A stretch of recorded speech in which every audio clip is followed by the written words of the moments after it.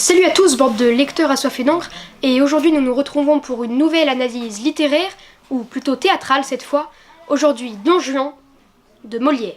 Qui n'a jamais entendu ce nom, qui est maintenant entré dans le langage courant? Qui ne l'a jamais entendu attribué à une personne un petit peu trop séductrice? Car aujourd'hui nous rejoignons Sganarelle et son maître, un vrai séducteur, un Casanova, un Don Juan.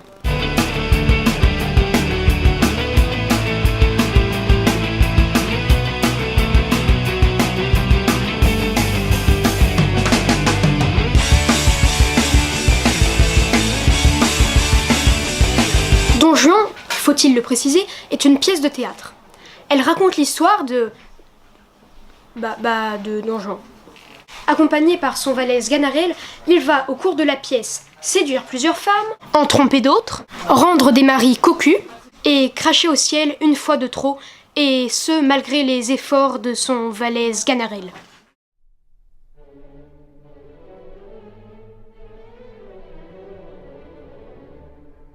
Don Juan, il a tout pour lui. Il est fort, il est beau, il est séduisant, il est parfait. C'est d'ailleurs la raison pour laquelle toutes les femmes sont à ses pieds. C'est mon portrait craché, ça! Malheureusement, Don Juan est aussi manipulateur, infidèle, impie et un peu trop du genre à aller voir ailleurs. C'est pas bien ça, Chuck! On se demande bien ce que vous respectez à part la guerre. Mais arrêtez, c'est faux! Bref, Don Juan est un manipulateur intolérant et quelque peu intolérable. La bonne patte. Le genre de type qui, au début d'une rixe, va tout faire pour empêcher les deux personnes de s'entretuer. C'est à cause de gens comme ça qu'il y a des armistices qui se signent. Mais on va te le bouffer, moi! Oui, enfin, c'est quand même un peu grâce à ce pacifiste, et il faut le dire, un peu couard de valet, que beaucoup d'esprits échauffés se résignent à laisser Don Juan tranquille. Mais ça ne suffira pas à la bloquer, elle. Quel être pur et pourtant délaissé par Don Juan, à tel point qu'après de nombreux efforts pour reconquérir le cœur de notre anti-héros, Don Elvire se résignera à son sort et s'enfermera au couvent. Mais elle est tellement touchante! Dans cette scène, Don Juan et Sganarelle vagabondent dans la campagne, Sganarelle étant habillé en médecin. Lorsque les deux hommes assistent à une rixe, Don Juan se lance au secours de l'assailli, pendant que son couard de valet se cache. Oh là! Hé! Sganarelle! Plaît-il? Comment, coquin? Tu fuis quand on m'attaque? Pardonnez-moi, monsieur, je viens juste d'ici près. Je crois que cet habit est purgatif et que c'est prendre médecine que de le porter. La peste, le coquin. Couvre-moi ta poltronnerie d'un voile plus honnête. Sais-tu qui est l'homme à qui j'ai sauvé la vie? Moi? Non. C'est un frère d'Elvire. Oui! Il est assez honnête homme, et on a fort bien usé. Et je suis en peine d'avoir démêlé avec lui. Il vous serait aisé de pacifier toute chose. Oui. Mais ma passion pour Don Elvire est usée. Et l'engagement ne compatit point avec mon humeur. Je te l'ai dit et répété 20 fois. J'ai une pente naturelle à me laisser aller à tout ce qui m'attire. Mon cœur est à toutes les belles et c'est à elles de le prendre et de le garder autant qu'elles le pourront. Mais quel est ce superbe édifice qu'on aperçoit à travers les arbres? Vous ne le savez pas? Non. Non, vraiment. Bon. C'est le tombeau que le commandeur faisait faire lorsque vous le tuâtes. Ah oui, tu as raison. Oui, tout le monde m'a dit des merveilles de cet édifice. Autant que de la statue du commandeur. Et j'ai envie de l'aller voir. Monsieur n'allez point là. Et pourquoi? Cela n'est pas civil d'aller voir un homme que vous avez tué. Au contraire, c'est une visite dont je lui veux faire civilité. Et qu'il recevra fort bien, s'il y a un tome. Allons, entrons. Que cela est beau! Les belles statues, le beau marbre, les beaux piliers. Que cela est beau! Qu'en dites-vous, monsieur? Je dis qu'on ne peut voir aller plus loin l'ambition d'un homme mort. Et ce que je trouve admirable, c'est qu'un homme qui s'est passé durant toute sa vie d'une assez simple demeure en veuille une aussi magnifique pour quand il n'en a plus rien à faire. Voici la statue du commandeur.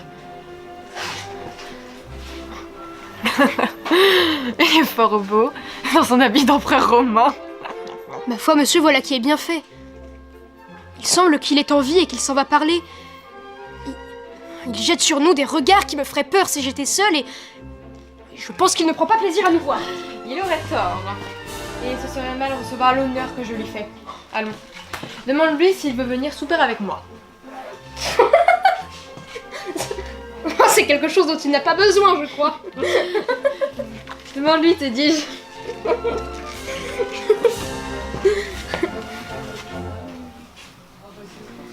Vous moquez-vous? Ce serait peut-être fou que d'aller parler à une statue. Fais ce que je te dis. Quelle bizarrerie. Seigneur commandeur, je ris de ma propre sottise. C'est mon maître qui me l'a fait faire. Seigneur commandeur, mon maître Don Juan vous demande si vous voudriez bien lui faire l'honneur de venir souper avec lui.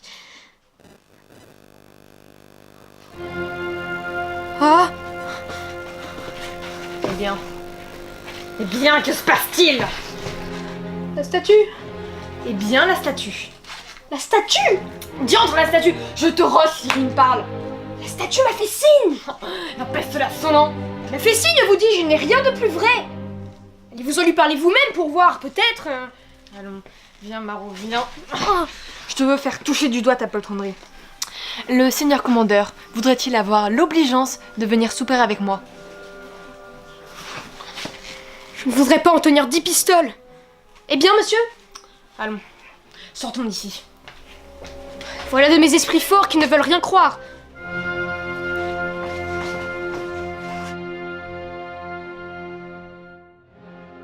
Bon, alors, j'irai pas par 4 chemins. Cette pièce fait partie de mes 3 pièces préférées, et de toutes celles de Molière, c'est celle qui me plaît le plus. Et pourtant, si vous saviez comme il nous embête avec ce vieux type qui est mort depuis des lustres... Non mais c'est vrai, quoi! Elle aborde tous les thèmes que Molière a traités dans sa carrière, et avec plus de développement, de précision et d'intelligence que dans n'importe quelle autre pièce. Dieu, les médecins, l'amour, l'hypocrisie... Il y a un revenant! Et les didascalies. Enfin, je veux dire, le tonnerre tombe avec un grand bruit et de grands éclairs sur Don Juan. La terre s'ouvre et l'abîme, et il sort de grands feux de l'endroit où il est tombé. Vous avez déjà vu ça au théâtre, vous? Autant de modernisme, autant d'effets spéciaux, de blockbuster, dans une pièce qui date de 1665. Là, il est lancé, il en a pour la nuit, hein. Et cette plume, mes amis, cette plume qui questionne, répond, plaisante, touche, impressionne, laisse perplexe, c'est extraordinaire.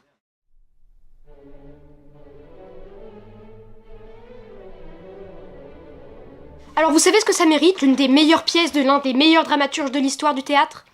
Ça mérite 20 sur 20. Je remercie cette fois la librairie Le Brouillon de Culture à Caen pour m'avoir accueilli. C'est une librairie qui a 31 ans et qui est assez particulière dans le sens où elle s'est construite petit à petit. Donc le résultat est quelque chose d'assez particulier, agréable et sympathique. Alors n'hésitez pas à y faire un tour plutôt que d'aller commander bêtement vos livres sur internet, parce que sur internet, vous trouvez des livres, vous trouvez pas des libraires, et vous trouvez pas des lieux aussi magiques et exceptionnels que des librairies.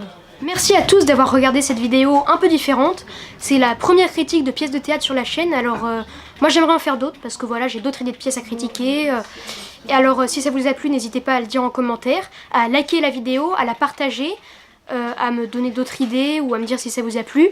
Et puis surtout, n'hésitez pas à vous abonner, sans oublier de cliquer sur la petite clochette. Et puis voilà, ne ratez pas le prochain jugement.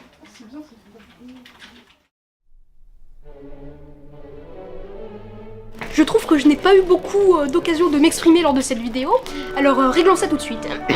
Molière est donc né en... J'en peux plus. Bon bah le livre, n'attends pas de le lire.